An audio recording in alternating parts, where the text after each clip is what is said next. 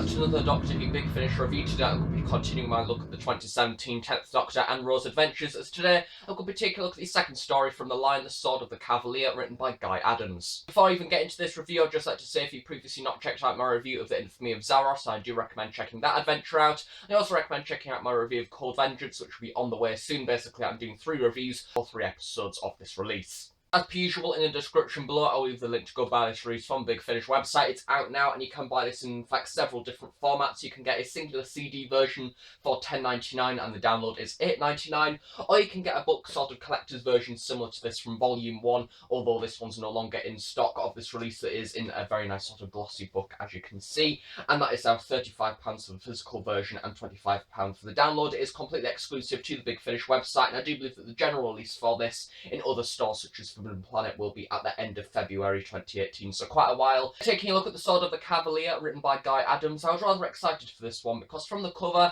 it looks a little bit pure historical. However, it does have some sci-fi elements in there, and it is something that I would love to see this line do in the future. I would love to see a new series pure historical story, because if you're a fan of this channel, you'll of course know I absolutely adore the pure historical format, so we're nearly there. This was a historical setting, so naturally for me I was rather excited. It looks pretty and historical, I will naturally like it anyway. And I also like the episodes that goes and takes a historical character and then actually brings them into the Doctor Who universe. And this episode, in fact, does exactly that. Adams did also write for the previous 10th Doctor and Donna Adventures, which the Death and Queen episode, in fact, got quite a good response from people, so I know that this one will probably also have a similar amount of feedback. Taking a look at some of the details on the Big Finish website now, as I say, it is of course written by Guy Adams, it is directed by Nicholas Briggs, and the cast for this one is in fact a little bit bigger than the previous release. I can remember commenting on the Infamy of Zaros review that it was in fact quite small. This one has quite a larger cast, however, at the same time, sort of more minor roles, so you still have quite a sort of small main cast for this one, really. So we of course have David Tennant as the Doctor,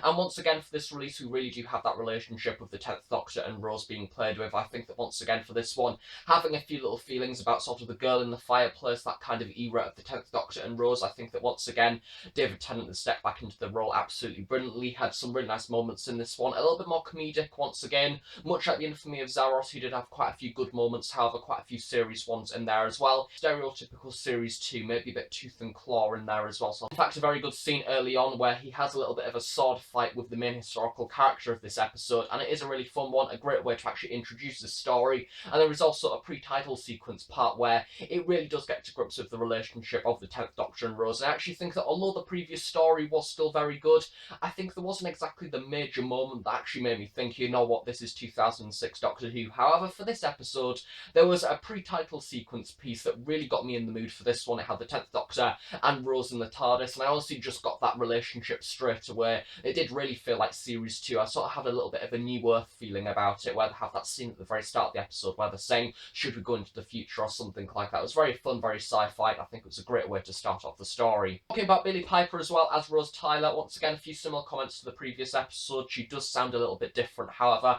I'm not exactly complaining too much. I can understand why she does sound different, because naturally she's matured as an actor since then. Of course she was still rather good in Doctor Who, however she's gone on to do theatre and things like that since, so she does naturally sound a little bit different. However, once again for this release, I think the 10th Doctor and Rose put into that historical setting just works quite well. I think it would have been nice to see if this was an actual visual story. I could imagine them all in period dress. I have some nice moments once again interacting with the people from that time period, and also the main person of the story, of the historical character as well, which was also very good. But yeah, generally for this one, I don't really have any standout moments for her. She was just overall generally pretty decent, so that's good, I guess. The third and final character that I'm going to go into a lot of detail in this review is the one played by Nicholas Grace, and it is Cavalier de Ayot. Now, of course, it is French, and I'm probably going to get incredibly annoyed throughout the duration of this review trying to pronounce that name. But yeah, he is generally, or she is, a rather interesting character. I've never, in fact, come across her or he in any media before, and to be quite honest, after this release, I may go into researching a little bit about he/she. Basically, she is a bit of a, or he is, as you can see, she's already very confusing character gender-wise, because it's a male, or she was born as a male, but she's now a she and she dresses as a she and she was an agent, or he is a she. It's confusing. Gender roles everywhere. No doubt throughout this review it's going to get incredibly confusing. But yeah, generally she was a really interesting character.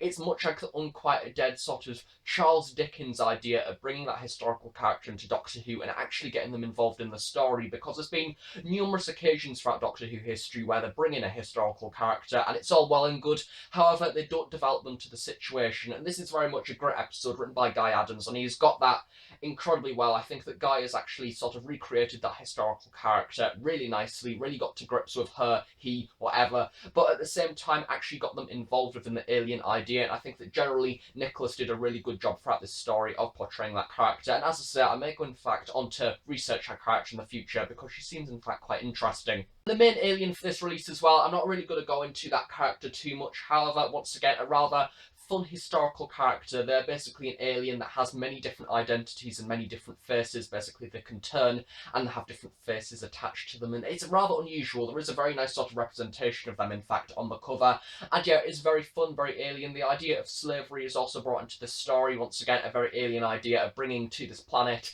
and having the humans there and actually sort of wanting to sell them. It is rather sort of unusual for Doctor Who. It is a little bit darker than your average new series story as well, which I love the fact that they're going in fact developing it more into a sort of more Big Finish style story as opposed to a new series one.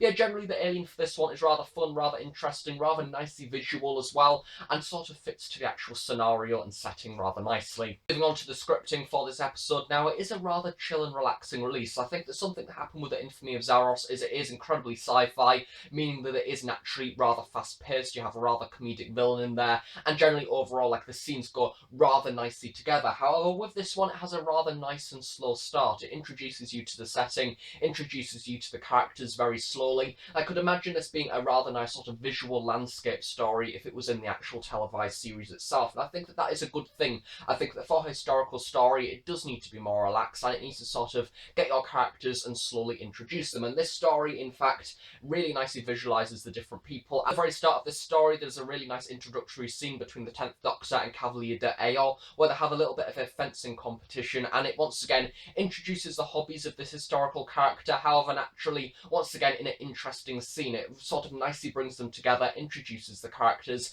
rather historical, rather fun, once again, rather comedic, and a way to actually bring a rather dark storyline into the story. You've got this villain that is basically stealing the identities of other people to kind of harvest its energy, and then at the same time, they want to basically enslave humanity and sell them onto different alien races in order to get a profit. So once again, a rather big money-making scheme. I think that that's a fun idea for this story. I'm going to compare this episode to the recent Doctor Who Big Finish main range episode, The Behemoth, because that is once again, a pure historical piece, however, based within the actual slave trade in Bath. And I think that that episode is a really good comparison for this release, because this one is in fact set between 1791, however, brings in the science fiction element of that and brings it into the new series as well, because that idea of slavery isn't exactly played with too much in the new series. However, it is a little bit more relaxed in this release. I think that Guy Adams has done a very good job to actually bring a rather dark theme into the show, however, at the same time, keep it kind of new series friendly. I do really respect him for that. I think it is an interesting idea,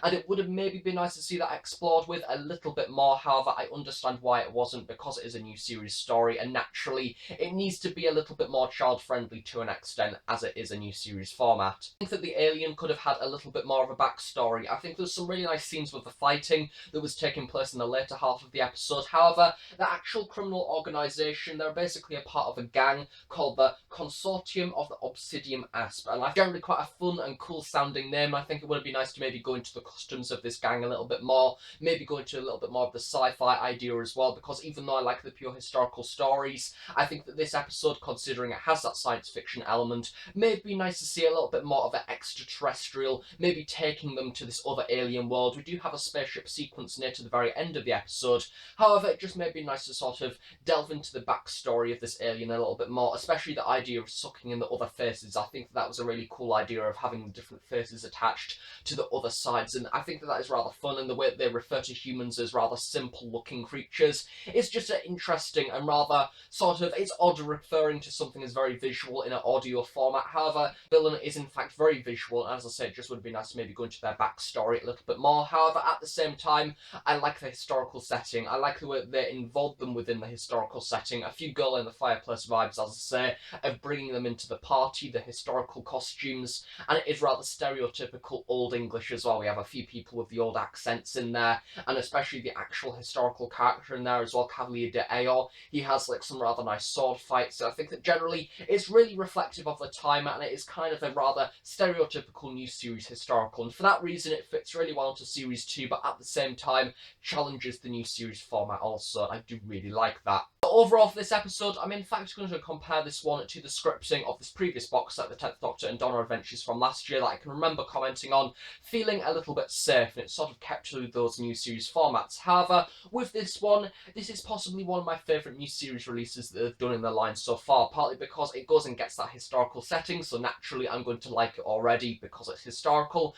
but at the same time challenges those formats. I think that Guy Adams involves a really nice dark plot along some rather humorous moments in there as well. There is a wonderful moment where Cavalier de Aor is saying about slavery and how they can't put these people and put the humans into slavery, and then the Doctor just turns to him and goes, oh, it's a completely different scenario when it's you on the receiving end, or something like that, of course referring to the fact of if this was somebody from a foreign country and they were enslaving them, and it was generally white English people that were enslaving these people, then it would be completely fine. However, if it's an alien race doing it to them, then it's completely wrong and barbaric, and it's one of those things that once again challenges that classical format and that historic sort of era at the same time. And for that reason, I do recommend it to the new series fan, especially if you're a 10th Doctor and Rose fan, of course, but at the same time, I recommend it to those Big Finish listeners who maybe listen to a lot of the classic stuff. I want to hear something slightly different for the new series. This is generally a really nice one to start on if you're planning on only getting 1 or 2 of these releases. However, at the same time, I do kind of recommend getting all 3 of them as well, because I think that if you're going to get one,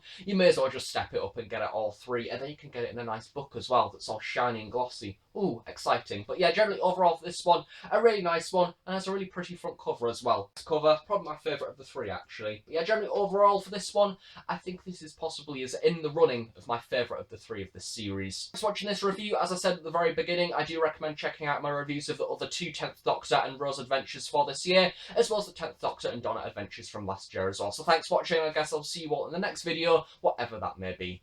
Bye for now.